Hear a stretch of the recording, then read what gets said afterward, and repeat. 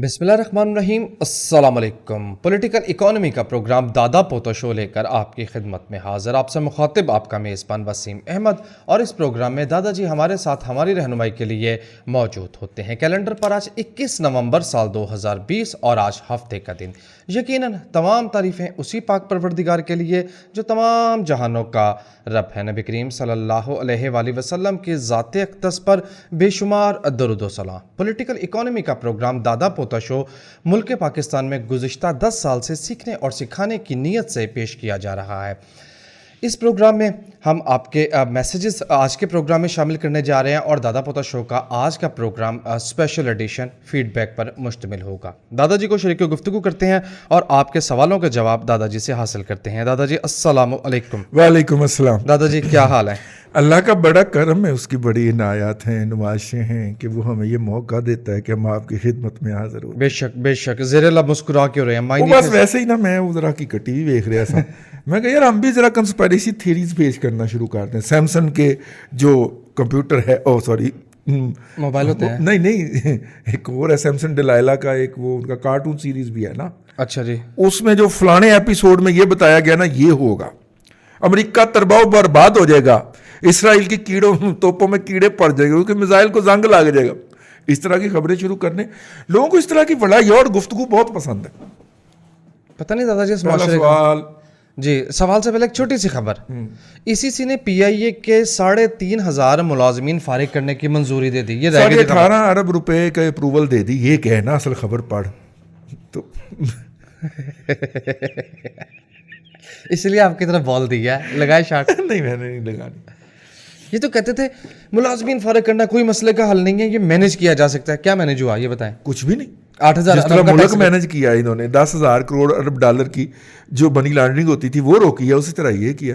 हर चीज़ में तबाही है। मैं आपको फिक्रा फरमाऊँ, मैंने शायद पहले भी कहा था कि मेरे एक दोस्त बिजनेसमैन ने कहा कि जब ये सुनामी उतरेगा ना, तो आपने सबसे पहले उस मुल्क की जोग्राफियाई सरहदें चेक करनी है। ऐसा करके एक्सीडेंट हो जाए ना, तो उससे पहले सबसे पहले जो बच्चे बैठे होते हैं ना, उनके हाथ लगा के चेक करते हैं कि हड्डी तो नहीं टूटी। हाँ, है ना, ऐसे ही है। आपने ऐसे करना है, अपनी जोग्राफी हदूद चेक करनी है। वो भी सिमट चुकी होंगी। मेरे मुंह में खाक जो ये कर रहे हैं इस वक्त, और आपको पता नहीं लगने दे रहे। अमेरिका में कश्मीर देने का वादा करके आए हुए थे ना, किस तरह तेजी से उस पर अमल दरामद जारी है। गिलगित बल्तिस्तान सूबा बनाए, गिलगित बल्तिस्तान 20 जनवरी से पहले डिलीवर करना है। क्यों डिलीवर करना है? तेरा प्यो है जिन्होंने डिलीवर करना है।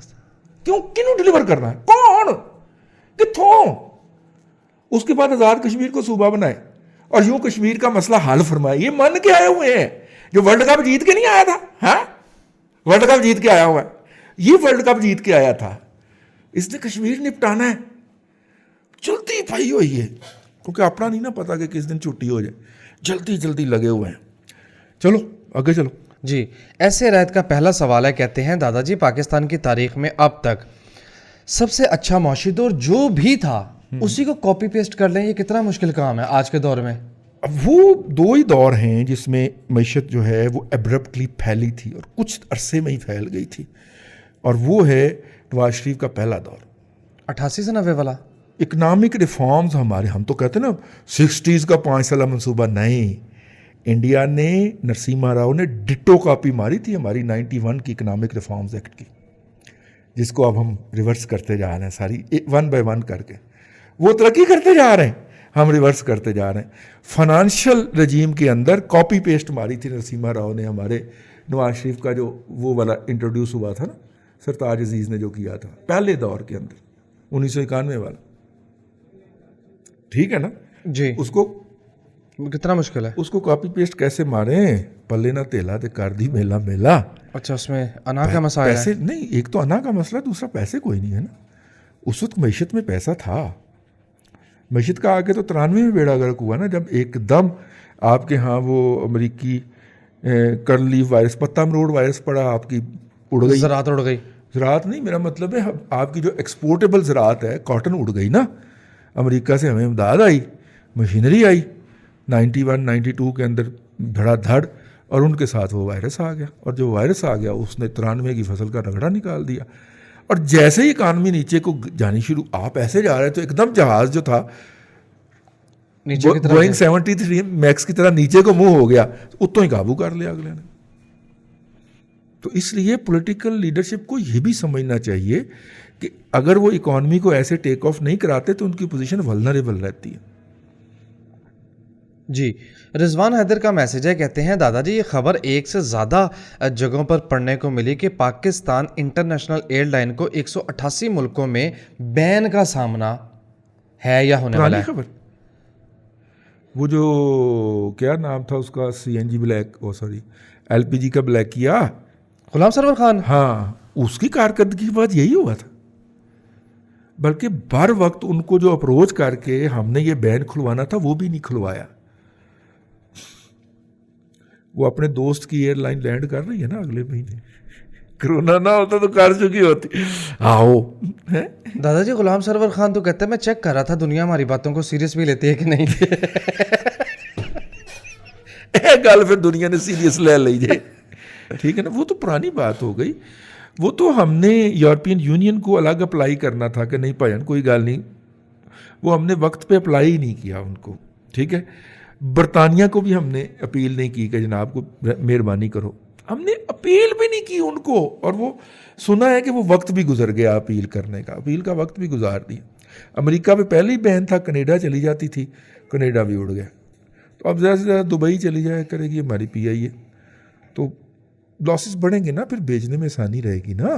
जी, इनाम इलाही ने पूछा दादाजी एक शेयर है एंग्रो पावर कादरपुर लिमिटेड। अच्छा एक minute, agro power Kadarpur limited जो है वो कादरपुर के मुकाम के ऊपर को कुआं इनको लब गया हुआ है जो कि खुशक था या उसकी इकनॉमिक वाइबिलिटी निकलती थी, इन्होंने उत्ते जाके बिजली घर ला लिया सी, ठीक है ना। तो बेसिकली पावर का प्लांट है ना। कहते इसका शेयर खरीदने के मुतालिक बताइए, 2019 तक डिविडेंड देता रहा। नहीं मज़ा नहीं है, स्ट्रक्चर भी नहीं सपोर्ट कर रहा बाइक को। जी, आप कुछ कहने लगे थे पिछली बात, गाली भुला दी थी, PIA के बैन की बातें हुई थी, वो गाली निकल गई जेन से, ऐसे तो फ्लो हो रहा था। हाँ, राशिद मियाँ कहते हैं दादाजी क्या म्यूचुअल फंड खरीदने के लिए टैक्स फाइलर होना ज़रूरी है? नहीं नहीं, आप ही तो बना देंगे टैक्स फाइल। म्यूचुअल फंड से किन्ने का खरीद लोगे यार, 15 नहीं तो 20,000 का खरीद लोगे, 50,000 का खरीद लोगे, तो इतने के एसेट्स के लिए आपको कहाँ पे टैक्स फाइलर होना ज़रूरी है। टैक्स आपका बहरहाल कट जाएगा और वो कौमी खजाने में जमा हो जाएगा। आप उसी टैक्स के इक्वलेंट रिटर्न फाइल करके टैक्स फाइलर बन जाइए। नहीं करनी ना करो, टैक्स तो काट रहे, आपकी हर चीज़ के ऊपर टैक्स तो कट रहा है ना, आप रिटर्न फाइलर नहीं है तो ना सही। जी, मोहम्मद उमर आपके मैसेज का शुक्रिया। आप समेत बहुत से लोगों ने सवाल लिखा और मुझे हंसी आ रही है। डॉलर नीचे जाता एकदम ऊपर जाना शुरू हो गया, सवालों की भरमार आ गई। सर मैंने आपसे अर्ज किया, आपने तो फरवरी की बात की थी दादाजी। नहीं, मैंने आपसे अर्ज किया था कि ये ऐसे ही रहेगा। मैं अब ऊपर जाने को भी मैं को ये नहीं कह रहा कि मैं को सच्चा हो गया, मैं आपसे कह रहा था कि ये 60 के इर्द गिर्द झूलता रहेगा फरवरी तक, ठीक है ना, और उसके बाद ये गुलाम हो जाएगा। तो फरवरी तक आप मतलब 55 से लेके 65 के दरमियान कहीं खेलते रहे। असल स्यापे तो उदों पैणगे ना, असल स्यापा तो तब पड़ेगा ना जब जी। यासिन नियाज का बड़ा मासूमाना सवाल है, सोना खरीदने के दिन दोबारा कब आएंगे? आ रहे हैं पुत्र, अभी तो हमने परसों के प्रोग्राम में आपको बताया, परसों तरसों के प्रोग्राम में हमने आपको बताया है कि सोना खरीदने के दिन वापस आ रहे हैं। सोने ने एक दफ़ा वापसी मारनी है ना, तो इसने लाख को टच करना है कुछ दिनों के लिए या कुछ मिनटों के लिए या कुछ घंटों के लिए, तो उस वक्त ख़रीद लीजिएगा। ये लाख से 1,10,000 के दरमियान घूमता रहेगा आइंदा कुछ हफ्ते कुछ महीने। लेकिन जिस दादा पोतो शो में 60,000 45,000 के लेवल पे 45 से 60 के दरमियान खरीदने की सजेशन दी जाती हो, कैसे दिन आ गए हैं कि हम कह रहे हैं 1,00,000 रुपए भाई सोना खरीद लीजिएगा। बेबसीफ मुलाजा फरमाए। मेरा तो ख्याल है दिन गए, ये 105 के डॉलर पे खरीदने के दिन थे। मेरा ख्याल है अब वो वाली प्राइसेस तो आपको हरगिज़ नहीं अगर मिलेंगे। तो आप इन्वेस्टमेंट के लिए ख़रीदना चाह रहे हैं तो बिल्कुल भी नहीं, ठीक है ना। फिर आप दादा पोता शो सुनना बंद कर दें और आप हकीकत टीवी देखा करें, अगर तो आप सोना इन्वेस्टमेंट पर्पज़ के लिए। बाकी शादी वादी के लिए मैं बात कर रहा हूँ, इसे शादी के लिए प्रपोजल समझा जाए। आगे चलो। जी, अब्दुल रहमान कहते हैं कि आपने सजेशन दी कि फेसबुक पर भी जो दादा पोता शो है वो सेम डे अपलोड कर दिया करें, वो थोड़ा सा कर दिया लेट। करेंगे। दादाजी वो फिर यूट्यूब के व्यूज़ आधे आधे शेयर हो जाएंगे, फिर रिजवान चेखेगा। तो वहां पे 10,000 पूरे नहीं हुए आपके दादा पोता शो के फॉलोअर्स? अभी नहीं, लोग फेसबुक के पेज लोग फेसबुक की तरफ आते नहीं, यूट्यूब आप पे 10,000 फॉलोअर पूरे करवाएं, हम उधर लोड सेम करना शुरू कर डे लॉन्च कर दिया करेंगे। सेम टाइम पे लॉन्च कर दिया करेंगे, प्रीमियर दोनों जगह पे इकट्ठे कर दिया करेंगे। जी, मुनीब अहमद मलिक। यार हमें किसी ने कहा तो था कि मैं तो डॉलर लान लगा वहाँ तो आपके 10,000 व्यूज हो जाए, फॉलोअर्स हो जाएंगे। मैं तो कभी देखे ही नहीं जाके। बस वो सपोर्ट के हवाले से जो लोग कहते हैं, पहले उनका शुक्रिया, लेकिन कुछ लोग जरा इधर उधर भी हो जाते हैं। नहीं, कुछ लोग सिर्फ कहते ही हैं। कहते हैं, हाँ, मैं कहना नहीं चाह रहा था, वो फिर सख्त बात हो जाती है। मुनीब अहमद मलिक कहते हैं, दादाजी एक यूनिवर्सिटी के स्टूडेंट के लिए part time business, stock market, mutual fund क्या काम करना मुनासिब है? तू भाई पढ़ ले। तेरी मेहरबानी, तो डिग्री पूरी कर ले, तेरी मेहरबानी। कई ऊपर चलाई फिर दी मोटरसाइकिलों की, कई कुछ करी फिर दे नहीं, और सेमेस्टर में से ना एक सब्जेक्ट इधर हो गया होता है, फिसल गया होता है, या पता चलता है कि जनाब वो CGP है जी है ना वो 1.8% रह गई है, पूरा मुस्तकबिल बन जा बैठते हैं। ठीक है ना, मैं बात तो PTI वाली है, लेकिन मैं यहाँ पे करने लगा हूँ कि 2 की जगह 1 रोटी खा लें। ठीक है, लेकिन ये ना करें, अपनी तालीम पे पूरी तवज्जो दें यार। कुछ नहीं होता, ये चंद दिनों की जो आपकी उसरत है, इसको बर्दाश्त कर लें। आपने कभी गौर किया कि हदीस के अंदर मेरे आका सल्लल्लाहु अलैहि वसल्लम ने तुलबा के लिए, ठीक है, बहुत सारी चीज़ों को जायज़ और हलाल क्यों कहा है? तालिब इल्म तालीम हासिल कर रहा है, उस पर ज़कात भी मेरा ख्याल नहीं लगती। तो यह जी असी मदरसे में दे देंगे, वो कोई ना कोई तो उन्होंने निकाला होगा ना। बहुत सारी चीज़ें उनके ऊपर खोल दी गई हैं, लगती है भैया। नहीं, आप ज़कात दे रहे हैं, स्टूडेंट्स के लुक आफ्टर करने पे लग रही है। स्टूडेंट ज़कात नहीं देगा, वो मुस्तस्ना है। मैं ये कह रहा हूँ ना, स्टूडेंट पे लगती है। हाँ, लगती है। बहुत सारे ऐसे सदकात ज़कात जो कि नॉर्मल आदमी पे नहीं लगते, स्टूडेंट पे लगते हैं। स्टूडेंट पे लगाती है, उसको अलाउ कर दिए कि वो लेके उन्हें इस्तेमाल कर सकता है। ठीक है, आपको एक और बात बताऊं, जो पंजाब का जो महकमा बैतुल माल है, इससे पहले एक पंजाब का जो होता था वो बेनोवलेंट फंड, बहुत सारे लोगों को नहीं पता होगा, सरकारी मुलाजमीन के बच्चों के लिए एक फंड बना हुआ है, नहीं पता? मुझे तो पता है। बेनोवलेंट फंड है, और उसके तहत उनको पढ़ाई के दौरान वजीफ़ा दिया जाता है। ठीक है, मतलब इतना ज़्यादा नहीं होगा, लेकिन खैरी मेरी जेब खर्च होता है महीने का, मतलब 8-10 हज़ार रुपया होता है। जी बिल्कुल, सेमेस्टर का 50,000 लेते रहे हैं। हाँ, बच्चे की फ़ीस निकलती है बड़े आराम से उस बेनोवलेंट फंड से। ठीक है, तो वो अलग है। फिर ज़कात भी अलाउ है बैतुल माल में, अगर आप जाके ये अप्लाई करें, बच्चा अगर करता है कि मैं पढ़ रहा हूँ और मुझे फीस के लिए सपोर्ट चाहिए, तो वो भी आपको स्पीड देता है। मैं तो कहीं बच्चों को वेख्या कि दोनों वजीफे लैके तो सुकून से तालीम हासिल कर रहे होते। तो क्यों किया है? इसलिए किया है कि बच्चा पूरी कंसंट्रेशन के साथ तालीम हासिल करे, साथ में पंगेबाजी ना करे। मैक्सिमम जो उसे अलाउ है वो बकरियां चराना अलाउ है, यानी कि उस वक्त को थोड़ा सा काम, वो भी लीडरशिप की फैकल्टी जो है या लीडरशिप की सलाहियत हासिल करने के पर्सपेक्टिव में। तो इसलिए यार पढ़ाई पहली प्रायोरिटी, आखिरी प्रायोरिटी। इन 3-4 सालों में आप सब्र कर लीजिए, पढ़ाई कर जाइए। मैं तो आपको किसी भी बात का मशवरा नहीं दूंगा। एक बात, दूसरी बात यह कि एक मुशाहिदा ये भी बताता है कि अमेरिका में, बरतानिया में या यूरोप में जो पाकिस्तानी स्टूडेंट्स जाते हैं उनको ज़रा बस स्टडी कीजिए।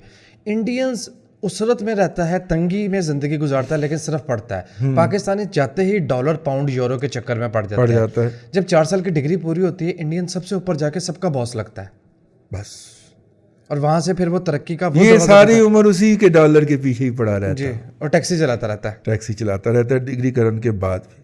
बस ये फ़र्क है। दूसरी बात मुनीब ने ये पूछी कि बेसिक इकोनॉमिक प्रिंसिपल सीखने हो तो सही और मुस्तनद तरीका जो है वो बता दें। इकोनॉमी के हवाले से बेसिक सीख रहे हो दादा पोतो शो ही मुस्तनद है इस नहीं वक्त नहीं पाकिस्तान में। हम तो ये नहीं कतन ये हम कहते हैं, हम इकानमी की तो ऐसे जनरलाइज सी बातें करते हैं। तो पढ़ना है जी, उसके लिए पढ़िए, ठीक है ना। पहले जो बेसिक सोर्स ऑफ नॉलेज है उसको पढ़िए, आपकी अपनी किताब है, ठीक है, वो हर चीज़ खोल खोल के आपको असूल बता देती है, ठीक है, डूज एंड डोंट्स बता देती है। फिर उसके ऊपर दुनिया के सिस्टम का मुतालिया कीजिए, चंद दिनों की अंदर आपको पता चल जाएगा कि बुनियादी असूल ये है, और इंशाल्लाह उसमें कोई एरर नहीं आएगा। सियासी सवाल पूछ लूं एक नहीं। छोटा सा जनरल सा। शहबाज पूछते हैं दादाजी अवाम किसकी तरफ है? हर पार्टी का जलसा बड़ा ही होता है, अवाम किसकी तरफ है? मैं चले इसको यूं कर है भी गल, लें, जनरल वो कर ले। बड़ा अच्छा सवाल है। हाँ अब ये ना कह दीजिएगा अगला सवाल प्लीज। है बड़ा अच्छा सवाल है, बड़ा अच्छा सवाल है। वैसे कोई सवाल है, वैसे कोई पॉलिटिकल सवाल है, एवं ही मेरा मतलब रायामा जानना चाह रहा है बंदा, क्या गलती क्या बात है, बुरी बात है? मैं कोई गैलप सर्वे पाकिस्तान च लगा होया कि मैं तेन रायामा दसा जी। मुनव्वर इकबाल कहते हैं दादाजी बुरा ना मनाइएगा, 2021 में डॉलर का रेट क्या होगा प्लीज? तो जो भी समझ रहे हैं आपको। नहीं यार मैं नहीं बता सकता, लेकिन इससे ज्यादा होगा जो इस वक्त है। 2 जून 2021 की जो मतलब जून 2020 में जो बजट की कैलकुलेशनें हुई थी वो 175 पे हुई थी। मुयसर मौजूद डाटा देख लीजिए। नेपरा बिजली की यही है। नेपरा बिजली की कैलकुलेशन 172 रुपए के डॉलर पे कर रहा है, और ये खबर दादा पोतो शो में पढ़ी भी गई थी, कोई महीनों पहले पढ़ी गई, महीनों पहले पढ़ी गई थी, मुझे ये खबर याद है। फ्यूचर की प्रोजेक्शन जो है वो 172 पे दे रहा है। मेरी इतला के मुताबिक 175 की कैलकुलेशन हुई है, जो मुख्तलिफ प्रोजेक्ट्स के अंदर डॉलर आने हैं बाहर से, पता नहीं आने भी है कि नहीं आने, लेकिन उन्होंने ये तवक्को लगाई हुई है कि $1 आएगा तो 175 का इनकैश करेंगे। तो मैं इस बुनियाद पे कह सकता हूँ कि जून 2021 तक डॉलर जो है वो इस लेवल तक स्लिप होने के खदशात हैं। मैं इम्कानात नहीं कह रहा, खदशात हैं जी। अवैस कहते हैं दादाजी क्या कोरोना इतनी ही तेजी से फैल रहा है जितनी तेजी से मीडिया पे में बताया जा रहा है? कोरोना इससे ज़्यादा तेज़ी से फैल रहा है, और सेकंड वेव ज़्यादा लीथल है, आपको शायद इसका अंदाज़ा नहीं। और फर्स्ट वेव में तो वो आपको हफ्ता दे देता था, 6 दिन, सेकंड वेव में तो वो 48 से 72 घंटे में फारग कर देता है बंदा। आप देख नहीं रहे इर्द गिर्द, उसका भी सॉफ्टवेयर अपडेट हो गया। वो सेकंड वेव में ज़्यादा लीथल तरीके से आया, और ये लोगों को बताने की ज़रूरत है क्रेडिबल फोरम से। मसला ये है कि ये बात बता रहे हैं हुकूमत के जो मदारुल मुहाम साहिबान है। अब मदारुल मुहाम साहिबान का ये हाल है कि एक दिन कहता है कि जनाब सारे अपनी अपनी सियासी सरगर्मियां मुअत्तल कर दें क्योंकि कोरोना बड़ा लीथल हो गया, तो अगले दिन फैसलाबाद पहुंचा होंगे गूं खाने वास्ते। मैं और की कमां, माशियत बेहतरी के लिए फैसलाबाद पहुंचा होता है। ये लफ्ज मेरी जुबान पर नहीं चढ़ा था, आज आया है माशियत। हाँ मीम अलिफ माशियत। हाँ अब देखिए बात ये है कि जब आप एक बात कह देते हैं तो फिर अपने इजलास भी तो कैंसिल करें ना। जब आप नहीं करते लोग कहते झूठ बोलता है, झूठ पे बोलता है। अब इस हुकूमत के तमाम वुज़रा बल्कि सरबराह से लेके नीचे तक, मतलब इमरान खान से लेके फिरदौस आशिक अवान तक, सबकी क्रेडिबिलिटी जो है वो माइनस में है। जिस तरह ग्रोथ पाकिस्तान की जीडीपी ग्रोथ माइनस में है ना, इस तरह इनकी क्रेडिबिलिटी भी माइनस में है। जो ये कहते हैं लोग उसका उलट समझते हैं। ये कहते हैं लोग कहते कोरोना बहुत आ रहा है, लोग कहते नहीं आ रहा, चिल करो। शादी हॉल्स पे पाबंदी का फैसला भी मुस्तरद कर दिया गया, ठीक है, लोगों की जानिब कहने का मतलब ये है कि वो अब क्रेडिबिलिटी है ही नहीं किसी की, मतलब उस अदारे की भी नहीं है जो कहता है हमने कोरोना के एक पेशेंट पे 25 लाख रुपए खर्च किया, लोग आगे से कुछ ना बोल सके। ठीक है ना, लेकिन दिल में तो वो हंसेंगे ना यार सानू जुगत समझ रहे हैं, सानू नहीं पता किन्ने पैसे लगे ने। एक बुस्से आया पिला दे, 2 थड़े हुए केले दे के तू कहना 25 लाख रुपया महीने का ला देता है। और उन्होंने मुद्दा तक गायब कर दिया है। ये एक्सपो सेंटर लाहौर के अंदर बना था ना अस्पताल, सारे फटे फुटे चौक के ले गए इस तो पहले कि कोई ऑडिट हो जाए। ठीक है ना, वो हमारे एक दोस्त थे तो वो इंश्योरेंस सर्वेयर थे, तो क्लेम आया को 45 करोड़ रुपए का किसी टेक्सटाइल मिल का कि जनाब आग लगी। तो वो सर्वे करने गए वहाँ पे, तो थोड़ी सी ईमानदारी का हैजा था उनको हमारी तरह। तो उन्होंने जाके कहा कि हाँ जी कहाँ पे लगी थी आग। तो उन्होंने वो चंद एक पत्ते शत्ते जला के ना तो एक राख रखी थी, उन्होंने कहा ये लगी, उन्होंने कहा 45 करोड़ दी। माल मैं उस चलिया। वक्त बात कर रहा हूँ जब 30 रुपए का डॉलर था। उन्होंने कहा 45 करोड़ रुपए में तो नई मिल लग जाती है, 45 करोड़ रुपए की रुई जली है। उसने कहा वो उसके बाद हवा चली थी तो रुई उड़ गई थी, सॉरी राख उड़ गई थी। 45 करोड़ का माल जला हो तो नजर आता है यार। पहले 45 करोड़ का माल जला, उसके बाद अंधेरी आई और अंधेरी के अंदर राख उड़ गई। अब मसला ये नहीं था, उन्होंने ठोक के नेगेटिव रिपोर्ट लिखी, यहाँ मसला तक नहीं था।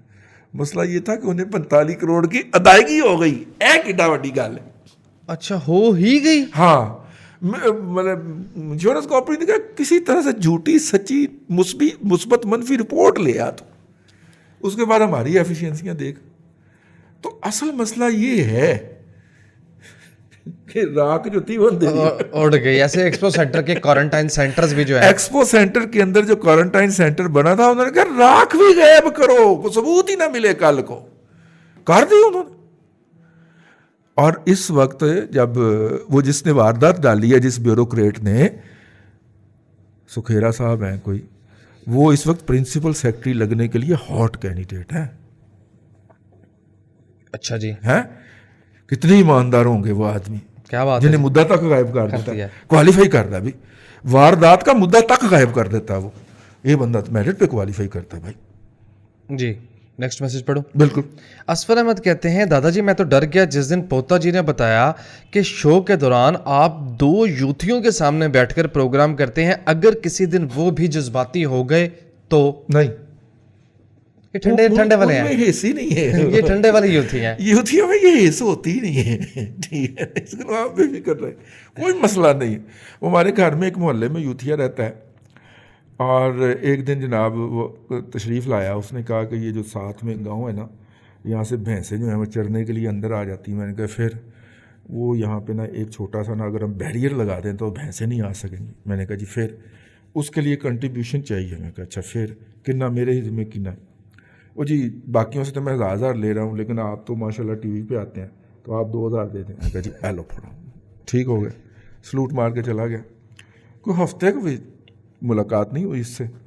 हफ्ते के बाद ना वो पता चला कि जनाब वो पिलर लग गए हैं, वो जिनके ऊपर वो तारे लगती हैं, नहीं वो पाइप रखा जाना ना जी, वो पिलर दोनों तरफ लग गए। फिर को महीना गुजर गया, मैं देखा पिलर ही लगे हुए नहीं, आगे कुछ नहीं बढ़िया काम।